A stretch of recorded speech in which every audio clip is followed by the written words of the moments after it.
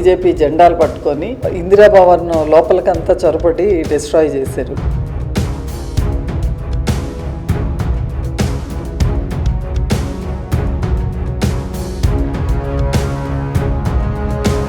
Paid గుండాలు అయి ఉండొచ్చేమో.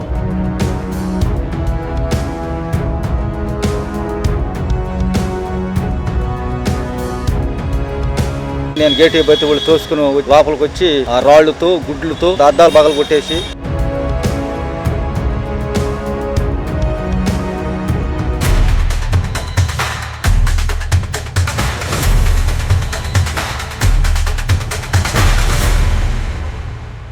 ఇందిరాభవన్ అంటే నెల్లూరు జిల్లాకి మెయిన్ కాంగ్రెస్ పార్టీ కార్యాలయంలో బీజేపీ జెండాలు పట్టుకుని వాళ్ళు బీజేపీకి సంబంధించిన వాళ్ళు లేక మరొకళ్ళో మనకు తెలియదు, కానీ బీజేపీ జెండాలు పట్టుకొని ఇందిరాభవన్ లోపలికి ప్రవేశించి అందులో మా పిసిసి ప్రెసిడెంట్ ఇది చించేశారు.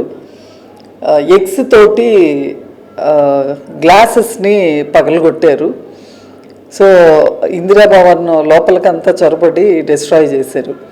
సో అందులో నాకు దొరికిన ఫొటోస్ విజువల్స్ని బట్టి చూస్తే నేను వాళ్ళ డిస్ట్రిక్ట్ ప్రెసిడెంట్తో కూడా బీజేపీ వంశీధర్ రెడ్డి గారితో కూడా మాట్లాడాను. అసలు ఆయనకు కూడా ఆయన రాలేదు, ఆయనకు తెలీదు. సో ఎవరో అసలు వాళ్ళు బీజేపీ పేరు పెట్టుకొని ఎవరో బహుశా పెయిడ్ గుండాలు అయి ఉండొచ్చేమో వాళ్ళు వచ్చేసి ఇందిరాభవన్ లోపలికి వచ్చి ఎవరైనా నిజంగా ప్రొటెస్ట్ చేయాలి అంటే సో ప్రొటెస్ట్ చేసేది పార్టీ ఆఫీస్ ఎదురుగా కూడా కూర్చుని ప్రొటెస్ట్ చేసుకోవచ్చు. రాజ్యాంగం వాళ్ళకి ఇచ్చిన హక్కు అనుకొని అది కూడా పోలీస్ పర్మిషన్ తీసుకునే చేయాలి. ఎక్కడ పడితే అక్కడ ప్రొటెస్ట్ చేసేదానికి కూడా లేదు. పోలీస్ పర్మిషన్ లేకుండా వచ్చి మా పార్టీ ఆఫీస్ ఎదురుగా కూర్చోవడం కూడా కాదు, కూర్చున్నా పర్వాలేదు, లోపలికి వచ్చి అద్దాలు పగలగొట్టి.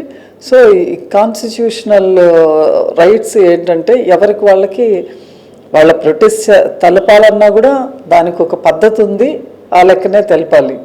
సో ఎవడు పడితే వాడు వచ్చేసి రౌడీలంతా వచ్చేసి అట్లా చేయడం అనేది it is very wrong. Supposing Modi గారి మీదే మేము ప్రొటెస్ట్ చేస్తామంటే మా అధినాయకుడు కూడా మోడీ గారిని సంబోధించే చేస్తారు. దట్టు అదొక పద్ధతి, వాటికి ఒక ప్రోటోకాల్స్ ఉంటాయి. మోడీ గారిని విమర్శించాలి, మోడీ గారిని ఇవి అటాక్ చేయాలంటే రాహుల్ గాంధీ గారు వెళ్ళి చేస్తారు. ఇప్పుడు నేను కూర్చొని మోడీ గారిని అటాక్ చేసే స్థాయి నాది కాదు.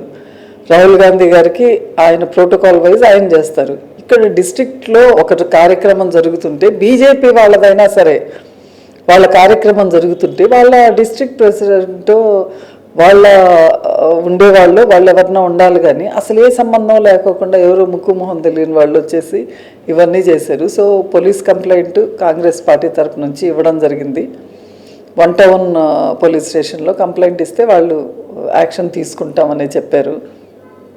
సో వీళ్ళు కూడా బీజేపీ పొలిటికల్ పార్టీ వర్కర్స్ కూడా సో ప్రాబబ్లీ వాళ్ళు కూడా వాళ్ళ క్రమశిక్షణ కింద వాళ్ళు కూడా తీసుకోవాలనుకుంటాను. అది ఏ పొలిటికల్ పార్టీ అయినా సరే. సో ఒక డ్రాస్టిక్ ఇప్పుడు పార్టీ కాకుండా ఎవరికి వాళ్ళు ప్రెస్లోను ఏ యాక్టివిటీ అన్నా చేసుకోవచ్చు.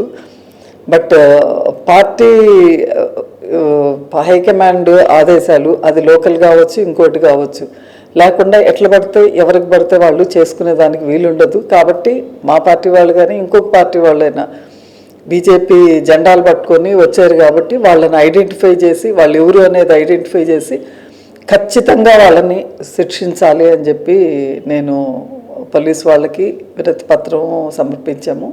అంటే రాహుల్ గాంధీ కూడా తిట్టి ఆయన బొమ్మని దిష్టి బొమ్మ తీసి రోడ్డు మీద తగలబెట్టి గొందరగాలం చేశారు సార్ వాళ్ళు. ఇప్పుడు మాకు భయం కదా, నేను వాచ్మెన్ అయిపోతే నాకు భయం కదా, అట్లా చేస్తే ఎట్ట మాకు అని నాకు భయం కలిగింది సార్. నాకు భయం కలిగిన నేను గేట్ బతి వాళ్ళు తోసుకుని వచ్చేసి లోపలికి వచ్చి ఆ రాళ్లతో గుడ్లతో దాడి చేసి ఫ్లెక్సీని పగలగొట్టారు. తర్వాత అదేవిధంగా మళ్ళీ ఆ గ్లాసుని అద్దాలు పగలగొట్టేసి రాళ్ళతో కొట్టేశారు సార్ వాళ్ళు. అందుకు నాకు ఒకరు భయం వేసి వాళ్ళు ఏంటంటే మీ సార్ వాళ్ళకి ఫోన్ చేసి మాట్లాడు, వాళ్ళు రమ్మని చెప్పు అని అన్నారు. నేను చేయను సార్ ఫోన్ అని చెప్తే సరేలే మేము ఆమె కూర్చొని వాళ్ళు ధర్నా చేసి రాహుల్ గాంధీని బాగా తిట్టారు. బొమ్మను కూడా దిష్టి బొమ్మను చేసి తగలబెట్టారు రోడ్డు మీద. ఫ్లెక్సీ అద్దం పగలగొట్టి నేను ఏ బాగున్నా కూడా నీకు తెలదు, నువ్వు గమ్ముకుండా వాచ్మెన్ కదా, నీకు తెలదు, నువ్వు సైకుండు, ఫోన్ చేయి మీ నాయకులకు ఫోన్ చేసి పిల్లనిపించు అని అన్నారు. నేను ఫోన్ చేయలేదు. వాళ్ళు రాళ్ళు తీసుకుని గుడ్లు తీసుకుని ఇందిరాభవన్ మీదకి దాడి చేసి